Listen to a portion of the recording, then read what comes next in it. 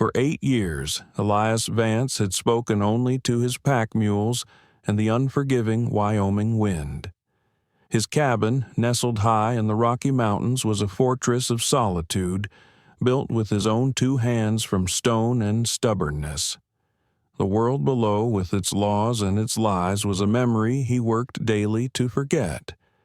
But on this night, as the blizzard shrieked like a vengeful spirit, the world came knocking. The snow hammered against the wooden shutters like a volley of buckshot, each gust of wind a reminder of why sane creatures stayed hidden when nature turned violent.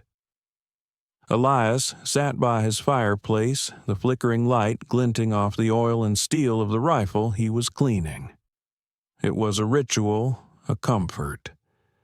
The knock, when it came, was so alien it felt like a violation. Not the polite tap of a lost traveler. This was desperate, urgent, the sound of fists against wood of people who had nowhere else to go. He froze the cleaning rag still in his hands. Nobody came to his cabin. Not anymore. Not since the incident with the railroad men. Not since he'd made it brutally clear that Elias Vance wanted nothing to do with the world beyond his tree line.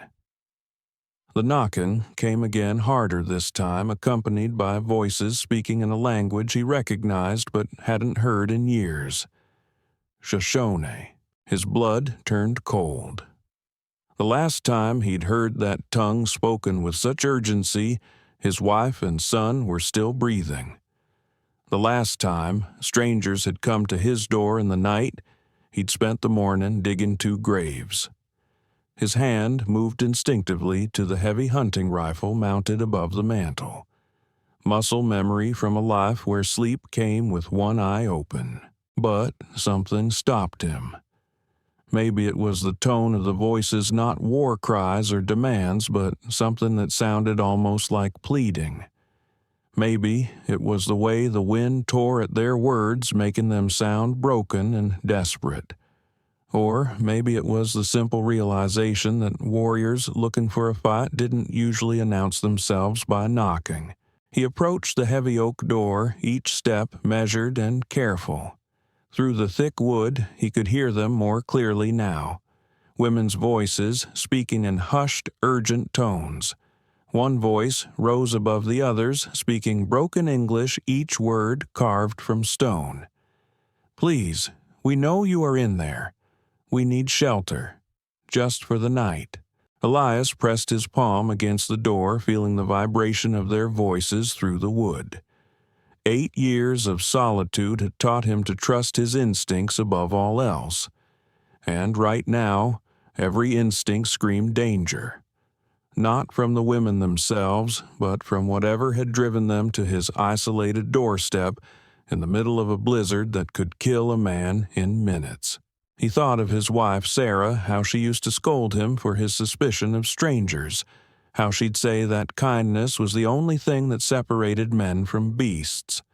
But Sarah was dead, and kindness had died with her on a morning when he'd trusted the wrong men. The voice came again closer to the door now, as if the speaker had pressed her face against the wood. "They are coming. If you do not help us, we will die out here. And when they find our bodies at your gate, you will die too." Elias's hand hovered over the heavy iron bar that secured his door. In 8 years, he had never removed it for anyone. But something in that voice, a chilling certainty that made his stomach drop, told him that tonight everything was about to change. Because somewhere in the darkness beyond his cabin, riders were closing in. And once they arrived, there would be no going back to the life he'd built in the shadows. The iron bar felt heavier than it should have. When Elias finally lifted the bar from its brackets, 8 years of rust and fear seemed to fight against his decision. The heavy door creaked open, revealing a sight that would be seared into his memory for the rest of his life. 10 Shoshone women stood huddled on his small porch, their traditional buckskin dresses torn and muddied, some bearing fresh wounds that painted dark stains against the wet fabric. The youngest couldn't have been more than 16, clutching a bundle that moved slightly, a baby barely breathing in the freezing air.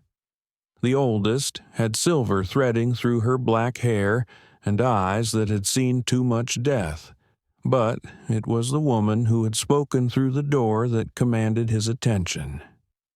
She stood slightly apart from the others, her chin raised despite the exhaustion etched into every line of her face. Blood trickled from a cut above her left eye, and her dress was torn at the shoulder, but her gaze held his without flinching. "I am no Kona," she said, her English careful but clear. "These are my sisters, my daughters, my people. We have been running for 3 days. Elias opened his mouth to speak, then closed it. Questions crowded his mind: where they'd come from, why they were alone, what kind of men were chasing them. But the sight of the baby's pale blue-tinged lips stopped his words. Some things mattered more than answers. "Come in," he heard himself say, his voice a rough growl from disuse. He stepped back from the doorway. Quickly, they moved like shadows, filing past him into the warmth of his main room. Elias had forgotten how small his home felt with other people in it. For 8 years, it had been his fortress, his refuge from a world that had taken everything. Now, it seemed to shrink around these women who brought with them the smell of pine-wet leather fear, and something else, the metallic scent of blood that wasn't entirely their own. Nokona was the last to enter. As she passed him, she spoke in a voice barely above a whisper. "The men who hunt us are not far behind. Maybe an hour, maybe less. They will not stop until every one of us is dead." Elias closed the door and slid the bar back into place, knowing it was probably useless now. His sanctuary had been breached not by force, but by a choice he still didn't fully understand. And there would be consequences. There always were. "Why?" he asked, turning to face Nokona. "Who is hunting you?" Her dark eyes found his, and in them he saw a familiar pain, the look of someone who had lost everything and lived to tell about it. A U.S. Marshal and his posse. "They came to our village, said we were harboring fugitives. It was a lie." Her voice was flat, devoid of emotion. "They burned our homes. They killed our men." The baby in the young woman's arms made a weak mewling sound. Nokona's jaw tightened. "And one of the marshal's men will not see morning if we live to tell what he did to my youngest sister." Elias felt something cold settle in his stomach. He'd known men like that, men who wore badges but had forgotten what honor meant. Men who took what they wanted and killed anyone who might speak of it later. "What's the marshal's name?" he asked, though a part of him already knew the answer, a cold dread creeping up his spine. "He calls himself Kane Nokona," replied. "Jedediah Kane." The name struck Elias like a physical blow. The air rushed from his lungs. Kane. The same man, the same railroad enforcer who had come to his land 8 years ago with a false deed and a posse of hired guns. The man who had put a bullet in his wife when she stood in this very doorway, and another in his son when the boy ran to his mother's side. The man Elias had thought was long dead. He looked at the women, truly looked at them for the first time. They were not just desperate refugees. They were tending to their wounds with practiced efficiency, their movements calm and deliberate. They were survivors. He realized then that they hadn't come to his ranch by accident. They'd chosen this ground. They had brought their war to his doorstep. The sound of Jedediah Kane's name echoed in the cabin louder than the storm raging outside. It was a ghost Elias had tried to bury for 8 years under layers of solitude and silence. But Nokona had resurrected it with 2 simple words. The world tilted the warm air of the cabin, suddenly feeling thin and cold. He saw not the 10 Shoshone women huddled by his fire, but the image of his wife Sarah collapsing in the doorway, a look of stunned surprise on her face. He saw his son Daniel running toward her, his small hand outstretched before a second shot had ended his own short life. Elias had survived that day only because he had been out hunting. He had returned to a smoking cabin and 2 fresh graves he had to dig himself. He had killed 2 of Cain's men in the ensuing fight before the rest fled, but Cain himself had vanished. Elias had spent a year hunting him a relentless, vengeful pursuit that had ended with a false report of Cain's death in a bar fight in Kansas. Elias had retreated to his mountain content to let the world believe he had died with his family. He turned to Nokona, his voice a low, dangerous growl. "You knew," he said. It wasn't a question. "You knew who lived here." Nokona did not flinch from his accusatory gaze.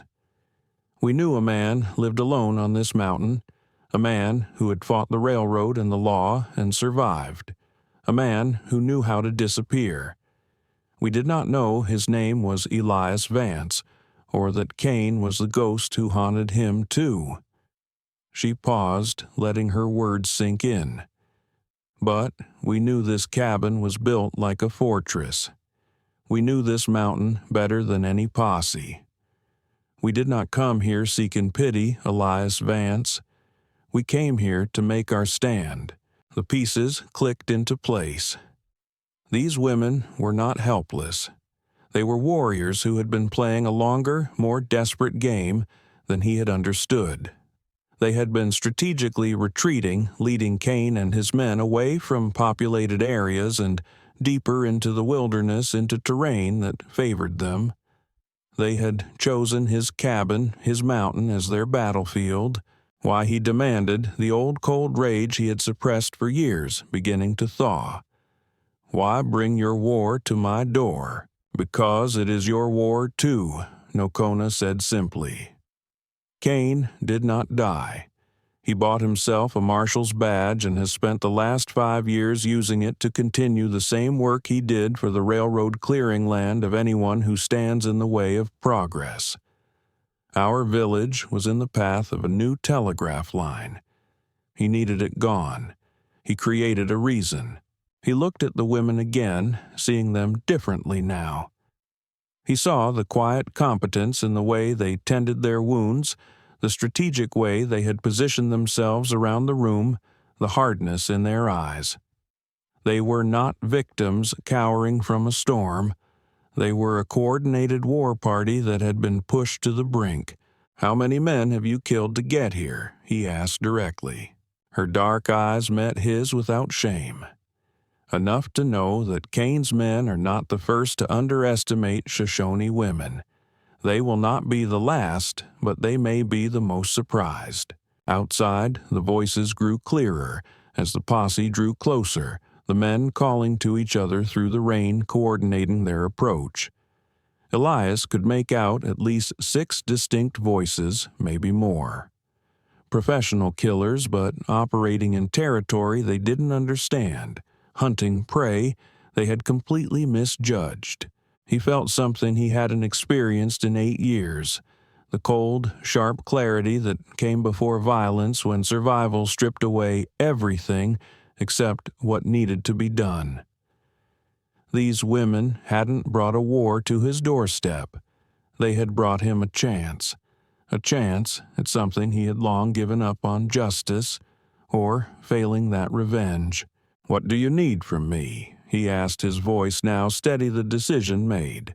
Nokona's smile was as sharp as her blade. "Marshal Cain expects to find 10 frightened women. Instead, he will find us. But when his men see a white mountain man fighting alongside the Shoshone, they will hesitate. That hesitation," she said, her eyes glinting in the firelight, "will cost them everything." A horse nickered close to the house, and the sound of heavy boots splashed through the mud just outside the window. They were here. In minutes, they would be inside, expecting to find cowering victims.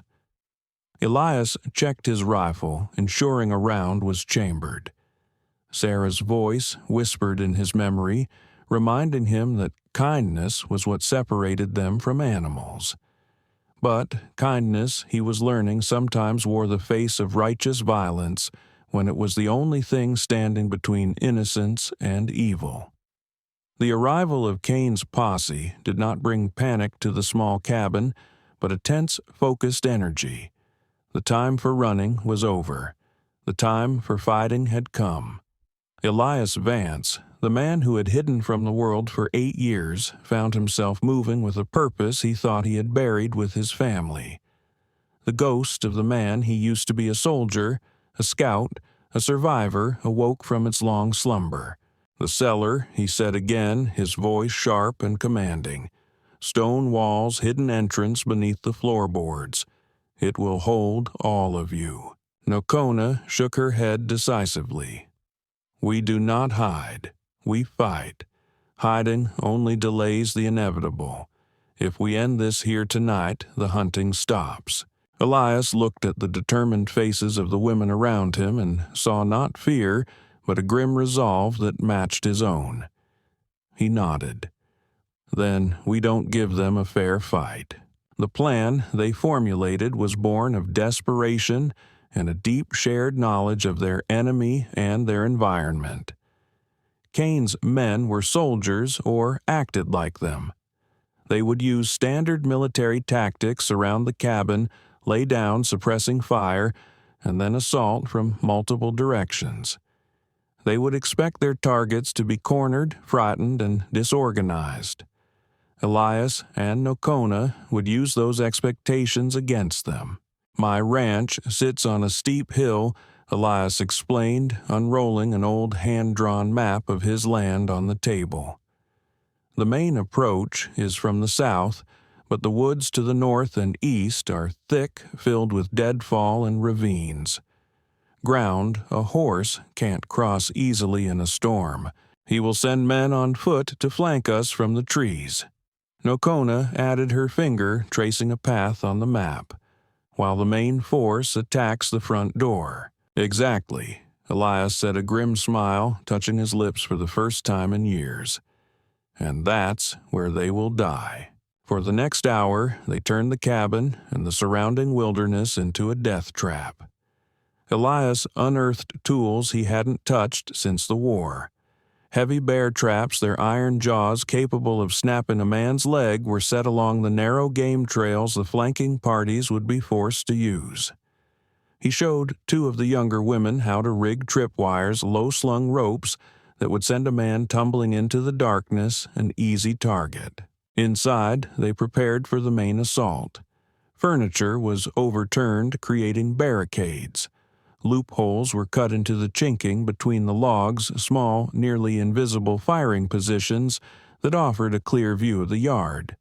The youngest woman, the one with the baby, was taken to the cellar along with the oldest, not to hide but to guard the hidden entrance, the last line of defense. Nokona and her women worked with a silent, deadly efficiency.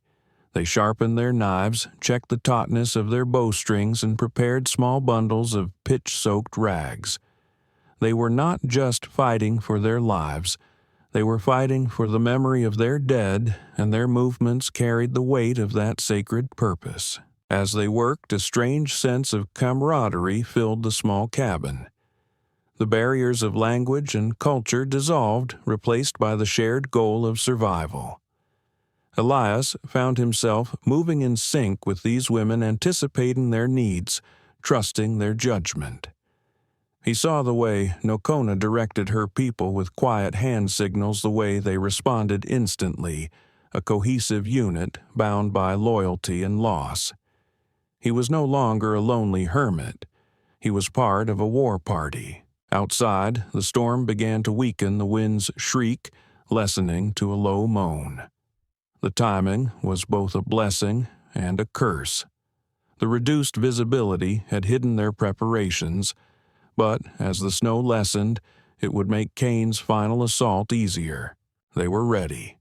Every window was a potential kill zone. Every shadow held a waiting blade. The very ground around the cabin was now an enemy to the posse.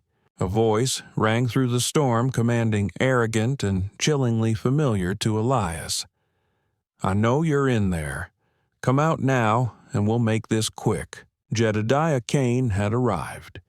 He was about to discover that some hunts end with the hunter becoming the prey.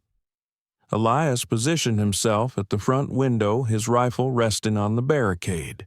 He looked over at Nokona, who stood in the shadows near the door, a bow in her hand. Their eyes met across the fire-lit room, and a silent understanding passed between them. This was for Sarah and Daniel. This was for her husband and her sister. This was for everyone the world had tried to erase.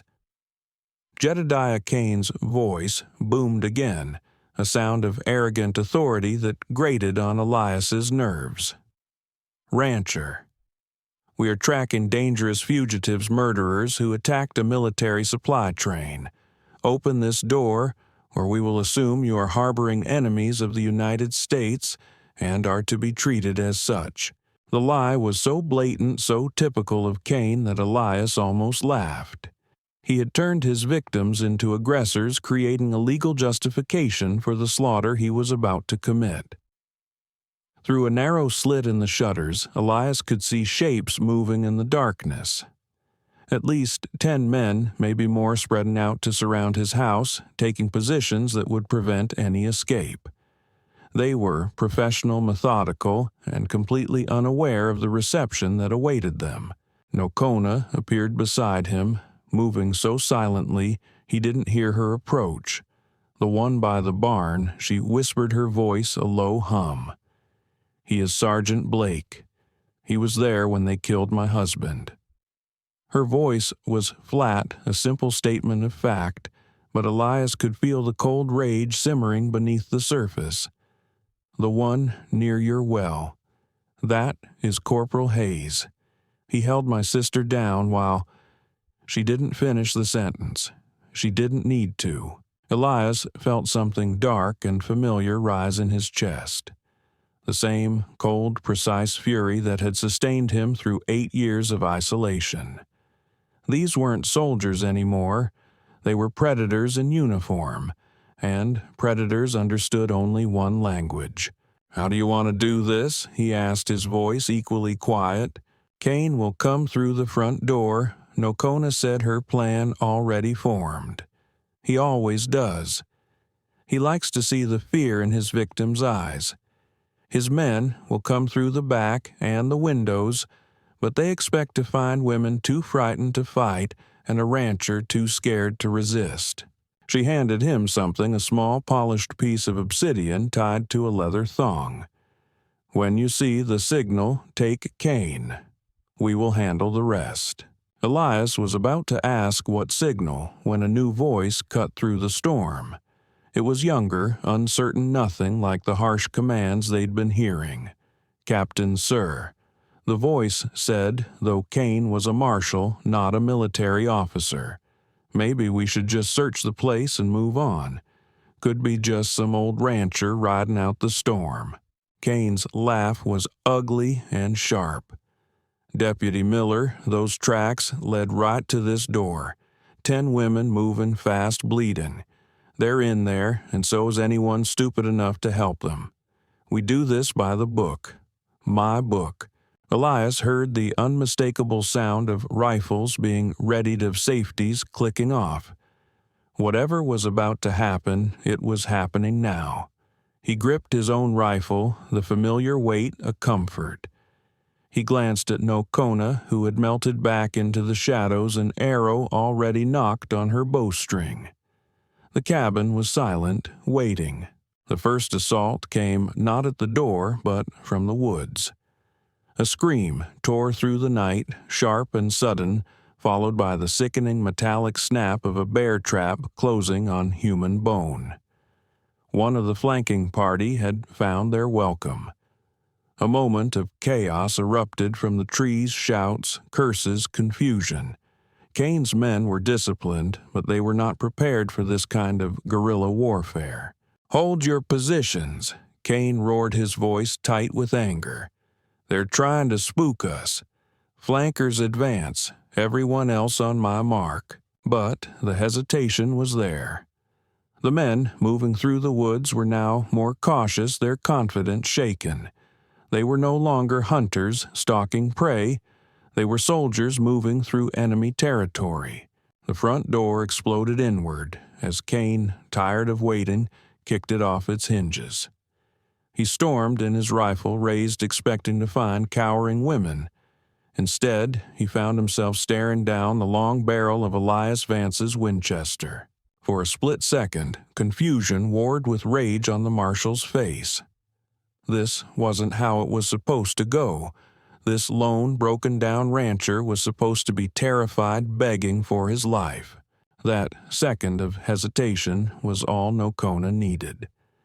The moment Kane burst through the door, the cabin erupted into a maelstrom of calculated chaos. The polished obsidian in Nocona's hand flashed in the firelight, a silent, deadly signal to the women positioned throughout the house. The storm that had hidden the posse's approach now muffled the sounds of what followed. From the darkened loft, an arrow hissed through the air, finding its mark in the throat of a deputy trying to climb through a side window. From behind an overturned table, another of Nocona's warriors lunged forward, her knife a blur of motion that silenced a second man before he could even raise his pistol. The assault on the cabin, meant to be a swift and brutal overwhelming of defenseless victims, had turned into a slaughter. The deputies, expecting to fight, frightened women found themselves facing silent, efficient killers who used the shadows and the confined space of the cabin to their advantage. Kane's eyes widened as he realized he had walked into a meticulously planned ambush, but the understanding came too late. Elias's finger tightened on the trigger, but before he could fire, Nocona appeared behind the marshal like a shadow given form. "This is for my husband," she whispered in Kane's ear, her blade sliding between his ribs with surgical precision. Kane gasped, dropping his rifle, his hands clutching at the wound. But Nocona wasn't finished. She spun him around, wanting him to see her face, to know who had brought him justice. "And this is for every woman you thought was too weak to fight back." But as Kane fell, a new sound reached them through the storm, cutting through the sounds of the fight. More horses, more voices, a lot more. Kane hadn't come with just a posse. Somewhere in the darkness, a much larger force was approaching. The real battle was just beginning. The sound of approaching reinforcements turned Elias's blood to ice. Through the broken doorway, he could see torch flames dancing in the darkness, a moving line of fire in the swirling snow. It wasn't a dozen riders. It looked like a full company. Kane had been the advance party, not the main force. Nocona pulled her blade free from Kane's chest, her face grim as she processed what they were hearing. Around the house, her women appeared from the shadows like ghosts, each confirming what Elias already knew. Kane's initial squad was dead or dying, but their victory had lasted exactly 30 seconds. "How many, Nocona?" asked the woman who materialized beside her. 15 riders, maybe 20, she replied in her native tongue. They heard the fighting. They know something went wrong. Elias felt the familiar weight of impossible choices settling on his shoulders. Fight and die, or surrender and die slower. But as he looked at these women who had turned his sanctuary into a battlefield, he realized there might be a third option, one that required him to fully become the man he used to be before grief had turned him into a hermit. "The storm cellar," he said again quickly. "Not to hide. To survive what comes next." Nocona shook her head. "We cannot run from this many. They will hunt us across 3 territories." "We're not running," Elias replied, moving toward a heavy wooden chest he hadn't opened in 8 years. Inside, wrapped in oiled cloth, were things he'd hoped never to touch again. Sticks of dynamite fuses the tools of a man who'd once demolished mountainsides to build railroads and later other things when the war had required it. My cabin sits on a narrow ridge. He explained, his hands working automatically to prepare the charges. There's a natural rock formation above us, unstable. I've shored it up over the years, but he didn't need to finish. Understanding dawned in Nokona's eyes. An avalanche. Elias nodded. A small one, but enough to block the trail, bury anyone caught in the open. It will destroy the cabin, but it will give us a chance. We would be destroying your home, your land, she said, a statement, not a question. Elias looked around the cabin that had been his prison for 8 years, then at Kane's body cooling on his floor. Home wasn't a place anymore. It was a choice, and his choice was to make sure these women lived to see morning. Some things matter more than property, he said. Outside, the voices were getting closer, orders being shouted, positions being taken. The new arrivals were more cautious, more professional. They had found the bodies of their comrades, seen the traps, and understood that their easy targets had become something else entirely. The youngest woman appeared from the cellar with the baby, who had somehow slept through the initial violence. But now the child was awake, its dark eyes wide and alert, as if sensing the tension that filled the air. "Lieutenant Kane is dead," a voice bellowed from outside. "Surrender now, or we burn you out." Nokona looked at Elias, her expression unreadable. "If we do this, there is no going back. You will be a wanted man for the rest of your life." Elias shouldered his rifle and picked up the prepared charges. "Lady," he said, a grim smile on his face, "I've been a dead man for 8 years. Tonight, I'm choosing to live again." The cry of the distant baby changed everything. Elias froze halfway to the back door, the dynamite suddenly feeling like lead in his hands. Through the broken front entrance, torchlight flickered across the dead bodies of Kane's men. And somewhere beyond that light, an innocent child was caught in the middle of a war that had nothing to do with them. Nokona grabbed his arm, her grip iron strong. "It could be a trick," she hissed.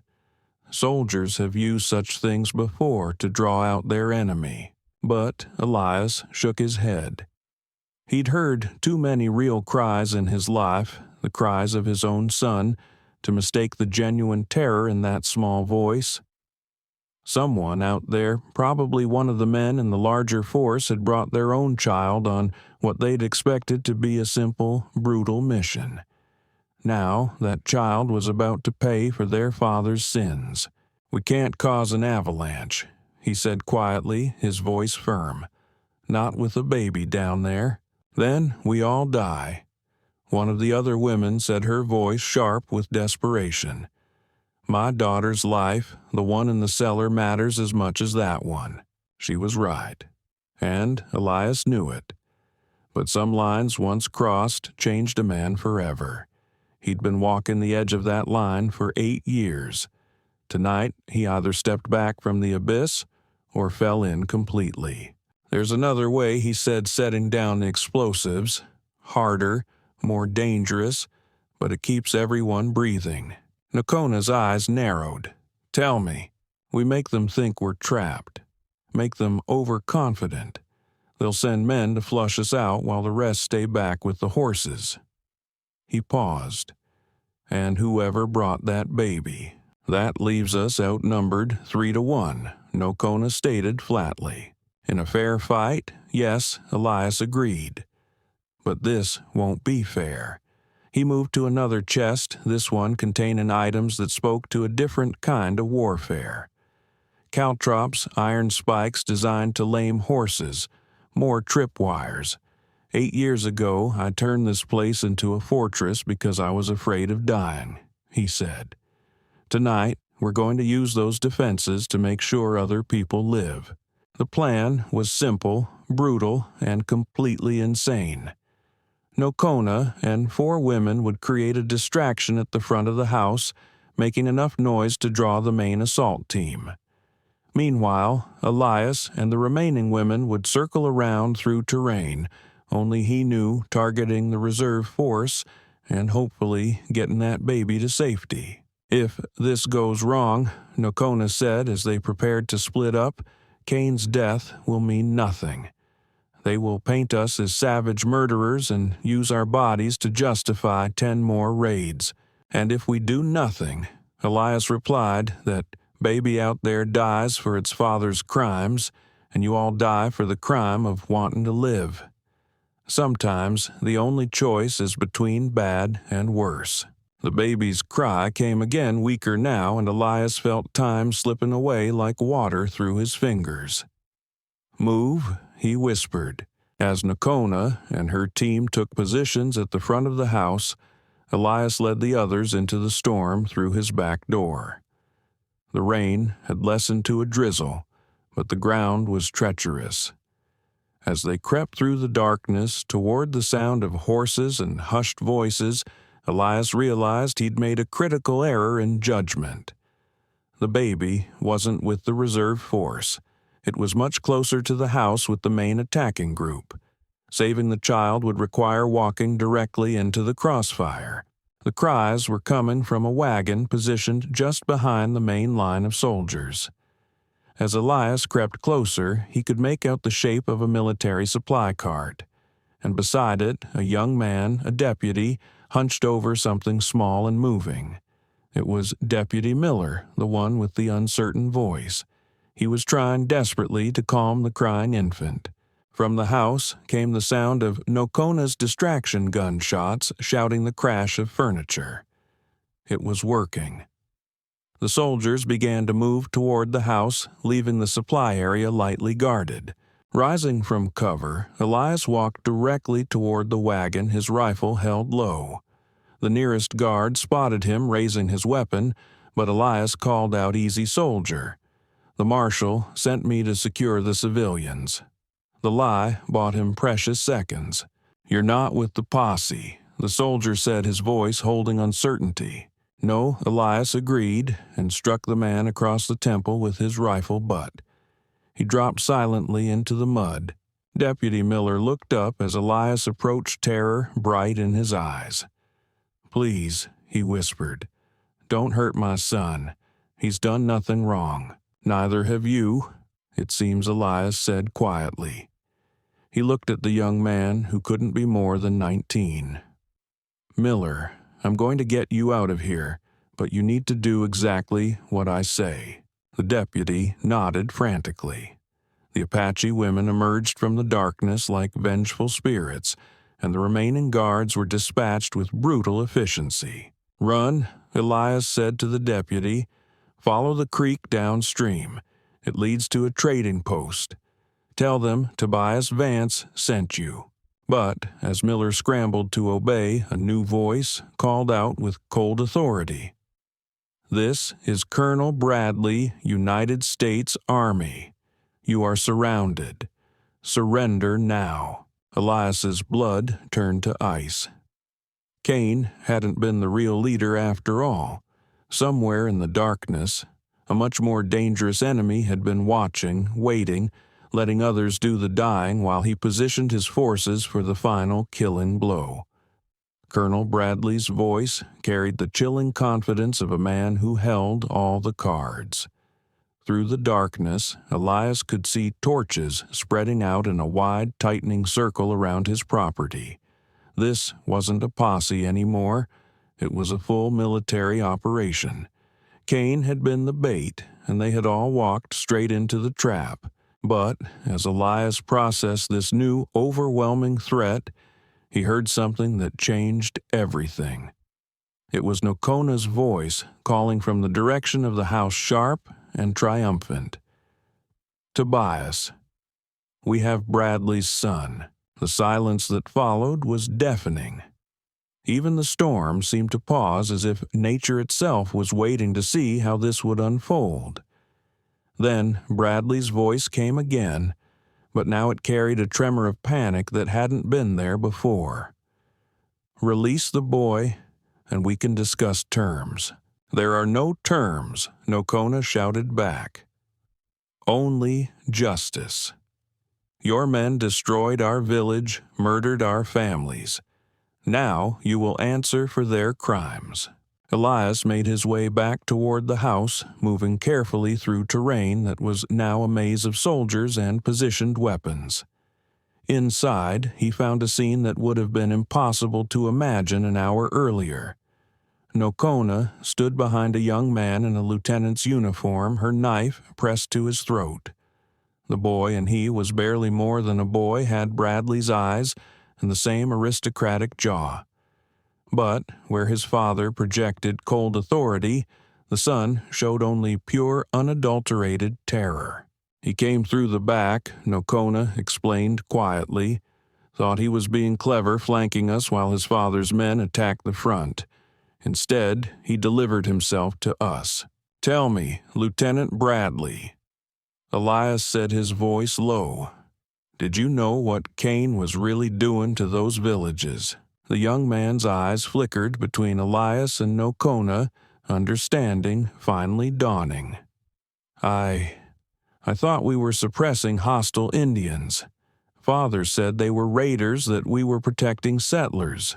"Your father lied," Nokona said softly. "We were living peacefully until Cain came. But peaceful Indians don't justify military budgets, do they?" Outside, Bradley's voice came again, more desperate now.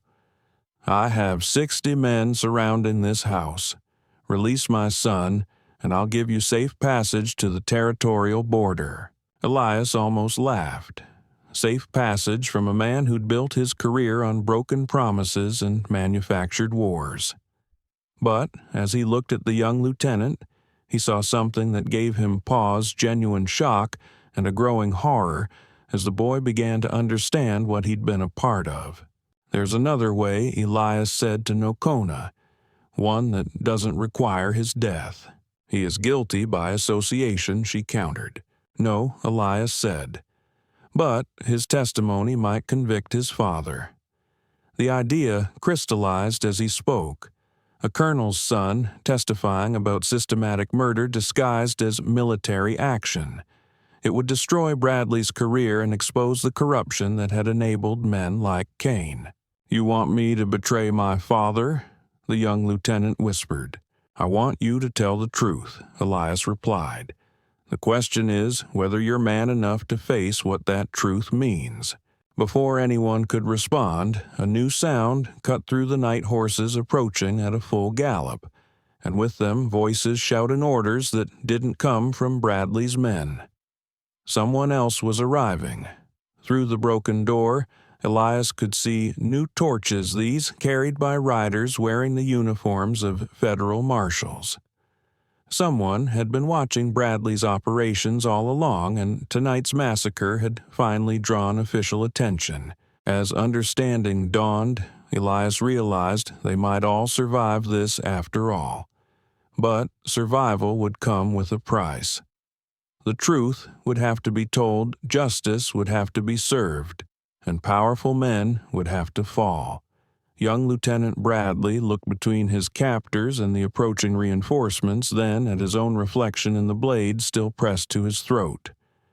"What do you need me to say?" he whispered. Dawn broke over Tobias Vance's ranch 6 hours later, painting the sky in shades of gold and crimson. Colonel Bradley was led away in chains, his military career destroyed by his own son's courage to speak the truth. The surviving Shoshone women were granted federal protection and compensation for their losses. Elias stood in the doorway of his ruined home, watching Nokona prepare to leave with her people. The baby they'd saved, both the Shoshone child and Deputy Miller's son, had survived the night. "Where will you go?" he asked Nokona. "North," she said. "To relatives who escaped Bradley's campaign. We will rebuild. But not here. This place holds too much blood now." She paused, studying his face. "What about you? Your home is destroyed. Your solitude ended." The man who had lived alone for 8 years died tonight. Elias nodded. She was right. The hermit who'd hidden from the world was gone, replaced by someone who'd remembered that some things were worth fighting for. "I think I'll head west," he said. "Find some place that needs a man who knows how to build things and isn't afraid to defend them." Nokona smiled the first genuine smile he'd seen from her. "That Deputy Miller, he will need protection until he can testify. The trail is dangerous for a man alone with a baby." Elias understood. His first act as a man reborn wouldn't be running toward a new life, but ensuring another reached theirs safely. As the Shoshone women rode north toward hope, and Elias prepared to ride west toward redemption, the sun climbed higher over a ranch that had seen too much death and just enough justice. Sometimes the end of one story was simply the beginning of another, and sometimes a man who thought he was finished with living discovered he was just getting started.